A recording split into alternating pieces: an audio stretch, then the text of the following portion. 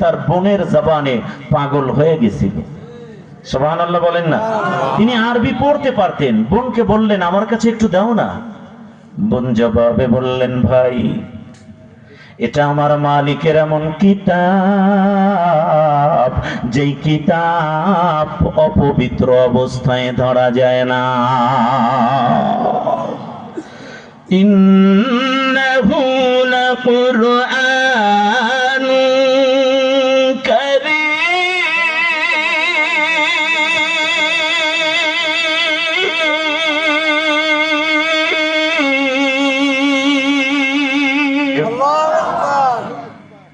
অপবিত্র অবস্থায় এটা ধরা যায় না।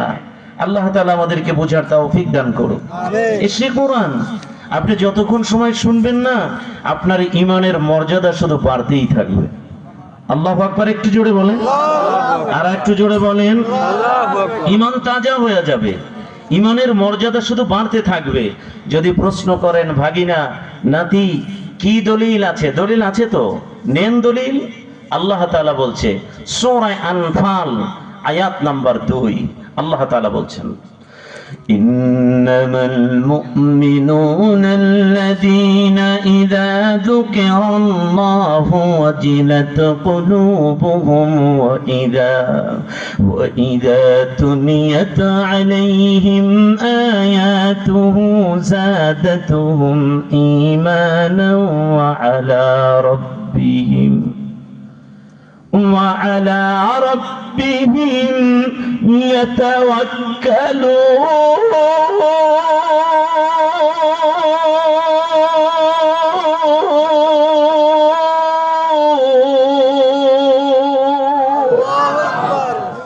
আল্লাহ বলেন, ইন্নামাল মুমিনুনা আল্লাযীনা ইযা যুকিরাল্লাহ, মুমিন তো হবে তারা আমার স্মরণের হৃদয়টা যাদের কাঁপতে থাকে রে।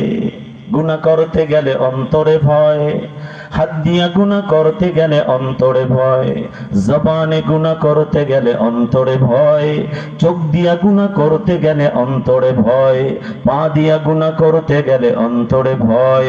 এই ভয়গুলো যাদের আসবে, সন্দেহ নাই মুমিন বানায়া দিয়েছেন কি আল্লাহ। বলে মুমিন তো হবে তারা শুধু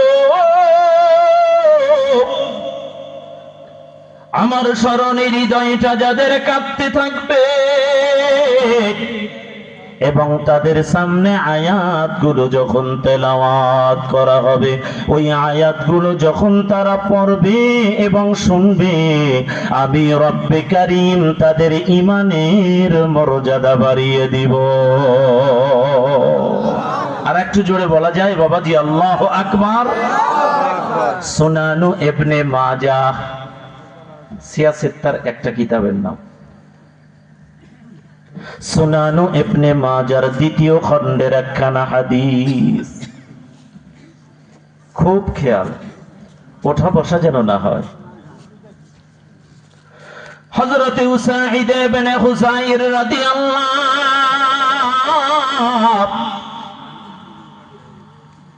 জ্যোৎস্না চাঁদের আলো দেখিয়া আল্লাহর কোরআন ঘর থেকে নিয়ে বের হয়। চাঁদের আলোতে পড়িয়া হযরত উসাইদ ইবনে হুযাইর চাঁদের আলোতে আমার আল্লাহর কোরআন দেখে তেলাওয়াত করতেছে। কি আশ্চর্যের কথা! আমার সমাজের ছেলেরা, আমার সমাজের যুবকেরা, আমার সমাজের তরুণ বাচ্চাগুলো চাঁদের আলোতে বাবার আড্ডাখানা করে, গাজার আড্ডাখানা করে, ফেন্সিডিলের আড্ডাখানা করে, ডাইল খাওয়ার আড্ডাখানা করে, ইয়াবা খাওয়ার আড্ডাখানা করে, নারীবাজির আড্ডাখানা করে। আর সাহাবায়ে কেরামের অভাব ছিল, রাত্রিকালীন ঘরে আলো জ্বালানোর যোগ্যতা, ক্ষমতা, তৌফিক ছিল না, কিন্তু চাঁদের আলোতে কোরআন ছেড়ে দেয় নাই, কোরআন ভুলে নাই, কোরআন তেলাওয়াত করত। একটু বুঝেন। হযরত উসাইদ ইবনে হুযাইর রাদিয়াল্লাহু, তেনার কণ্ঠ এত মধুর আওয়াজ,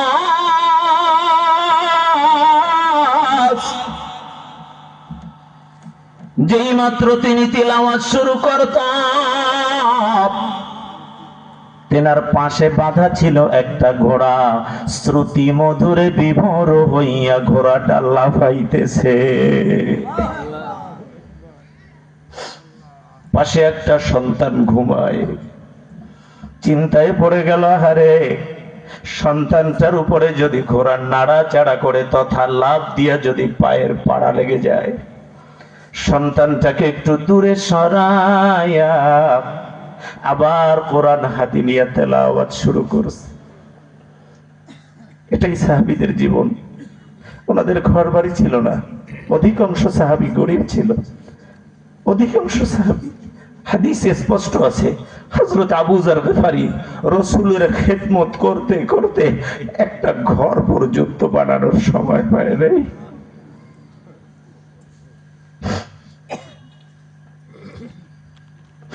তেলাওয়াতের ভিতরে এক ফাঁকে উপরের দিকে নজর গেল,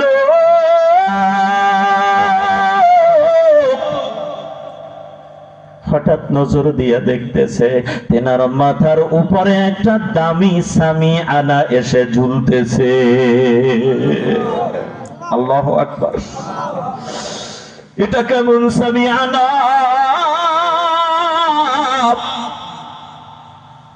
খুঁটির সাথেও বাঁধা নাই, শূন্য জায়গায় সামিআনাটা ঝুলতেছে।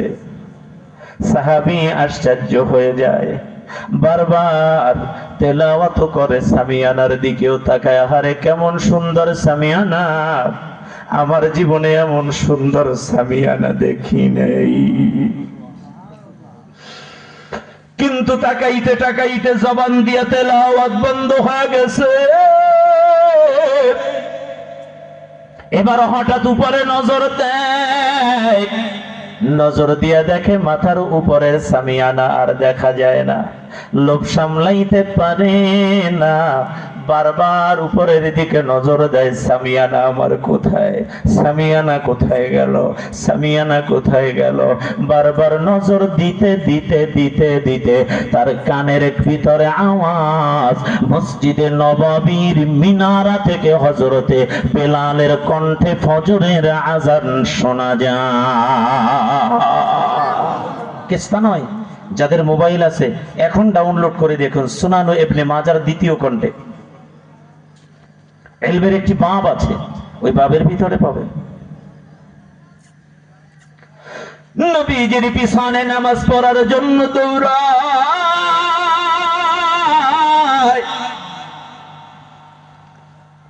সমস্ত সাহাবীদের মতোই সাহাবীও নামাজ পড়লো।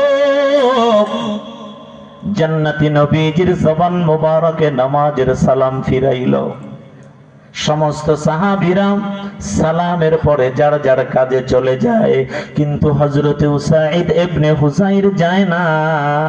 মসজিদে নববীর পিলার বা দেয়ালের সাথে হেলান দিয়ে দুইটা চোখ থেকে পানি ছেড়ে দিয়ে কাঁদে।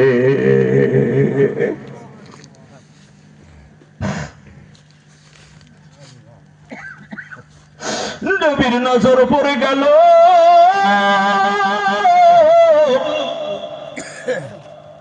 সাহাবীকে ইশারা করলাম। হযরতে উসাইদ ইবনে হুযাইর দৌড় দিয়ে নবীর কাছে গিয়ে বসলেন। কয়, কি ব্যাপার, চক্ষু দুটি লাল দেখা যায় কেন, ঘুমাও নাই? চোখ থেকে পানিগুলো কেন ঝর্ণার মতো পড়তেছে বলো? কয়, ইয়া রাসূলুল্লাহ, গতকালকে রাত্রে আমি এই দৃশ্য দেখলাম। তেলাওয়াত জবানে বন্ধ হয়ে গেল, সামিয়ানা আর দেখা যায় না। তেলাওয়াত চালু হয়ে গেল, মাথার উপরে সামিয়ানা দেখা গেল। তেলাওয়াত বন্ধ হয়ে গেল, মাথার উপর থেকে সামিয়ানা চলে গেল। ইয়া রাসূলুল্লাহ, আমি কি দেখলাম জানতে চাই। কয়, উসাইদ রে, জবান দিয়ে কেন তেলাওয়াত তুমি বন্ধ করছো? তুমি যদি এই নিয়মে ফজর পর্যন্ত তেলাওয়াত করতা শুধু,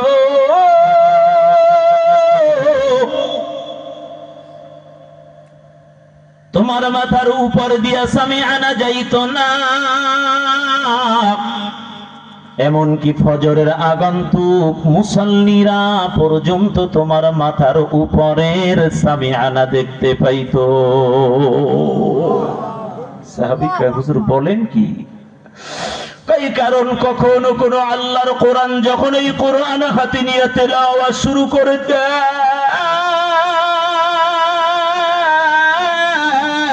আল্লাহু আকবার।